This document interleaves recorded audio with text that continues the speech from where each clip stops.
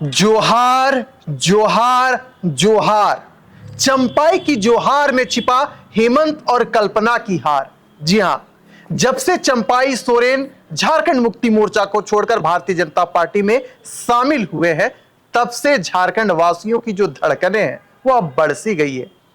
आपको पूरी खबर बताएंगे। जिस विषय पर हम चर्चा आज करने जा रहे हैं उसमें कई सारे ऐसे बिंदु छिपे हुए हैं जिस पर चर्चा अगर हम करेंगे तो आप भी बोलेंगे कि क्या वाकई में चंपाई सोरेन के जोहार सत्ता पलटने की ताकत रखता है। दरअसल बात ऐसी है कि चंपाई सोरेन जब भी जोहार बोलते हैं तो उनके पीछे कोई राजनीति छिपी होती है या कुछ ऐसा गेम प्लान छिपा हुआ होता है जिससे भारतीय जनता पार्टी के कार्यकर्ताओं की धड़कनें भी बढ़ जाती है, साथ ही साथ झारखंड मुक्ति मोर्चा के कार्यकर्ताओं का धड़कन भी बढ़ जाती है। आपने देखा होगा कि जब चंपाई सोरेन दिल्ली गए थे तो उन्होंने जोहार दिल्ली लिखा था और आप पूरा खेल समझ सकते हैं कि फिर हुआ क्या। हाल फिलहाल में भी चंपाई सोरेन दिल्ली गए थे तो उन्होंने जोहार दिल्ली शब्द का संबोधन किया था।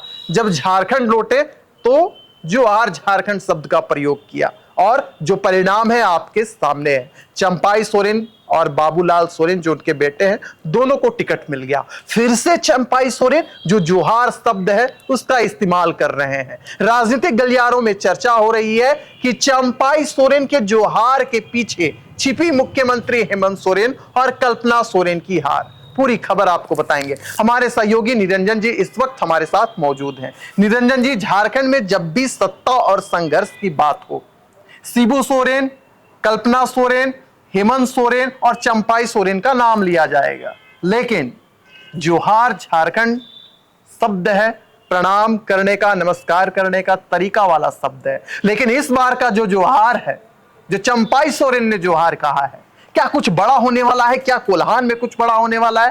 क्या खबर है? पूरी खबर को बताइए। हेमंत बाबू से लेकर के उल्टी गिनती तक का जो शब्द है, बिल्कुल वो झारखंड की राजनीति में एक नया आयाम दे दिया है। और झारखंड की राजनीतिक गलियारों में इस बात की चर्चा होने लगी है कि पहली बार हेमंत सोरेन को बाबू कहकर पुकारने वाले, बिल्कुल अपने बेटा स्वरूप मानने वाले चंपाई सोरेन सीधे तौर पे नहीं लेकिन जी हमला करने का काम किया है।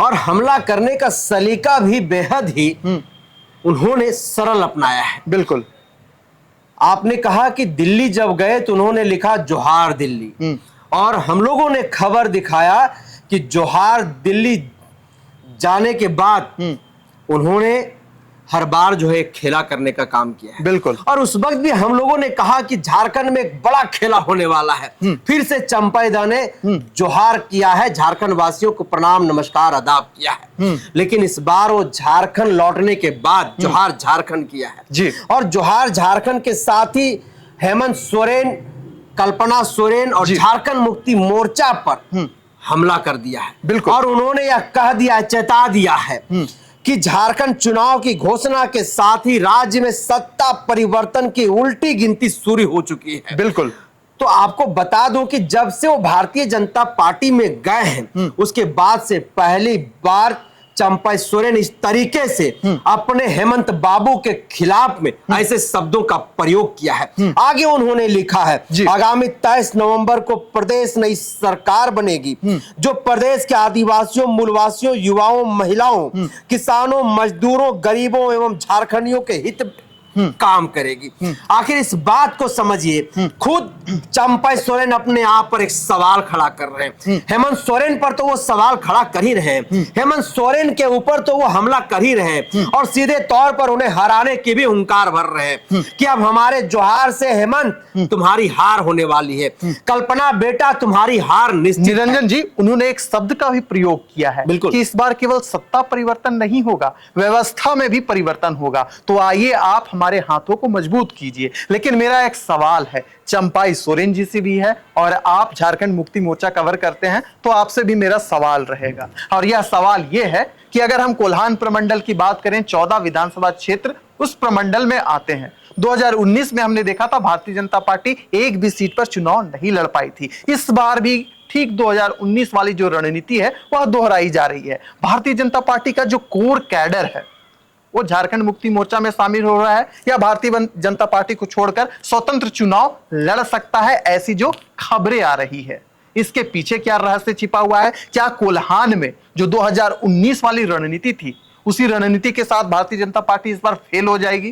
क्या चंपाई सोरेन जीत जिला पाएंगे या फिर बहुत कुछ छिपा हुआ है इस जोहार शब्द में? निरंजन जी। बिल्कुल विशाल, देखिए जिस जोहार शब्द का प्रयोग चंपाई सोरेन कर रहे हैं और जिस कोल्हान की आपने जिक्र किया जहां पर 14 विधानसभा सीटें आती है, 2019 में एक भी सीट पर भारतीय जनता पार्टी वहां पर जीत हासिल नहीं करी। लेकिन 2024 के विधानसभा के चुनाव में आप देखिए जहां से एक विधानसभा सीट पर चंपाई सोरेन चुनाव लड़ रहे हैं, वहीं दूसरी विधानसभा सीट से उनका बेटा बाबूलाल सोरेन चुनाव लड़ रहे हैं। लेकिन भारतीय जनता पार्टी में जो है कोहराम मचा हुआ है और झारखंड मुक्ति मोर्चा कोल्हान को लेकर के आज भी कहीं ना कहीं इस विश्वास में है और यह हुंकार भरने का काम कर रहा है कि कोल्हान हमारा था, कोल्हान हमारा है और कोल्हान हमारा रहेगा।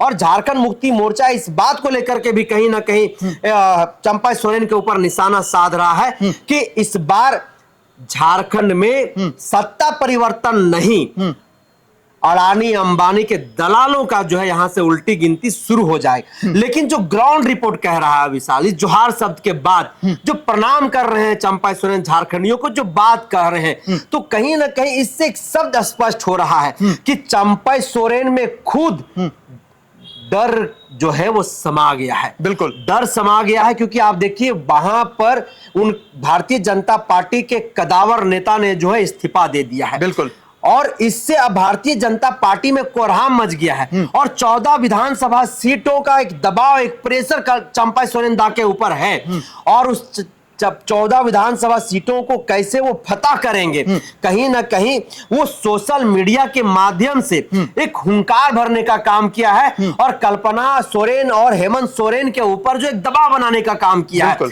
कि मैं जोहार कह रहा हूं। मतलब इस बात को समझ जाना हेमंत बाबू कि इस बार कोल्हान की धरती से हम आपको जो है वो एक भी सीट जीतने नहीं देंगे।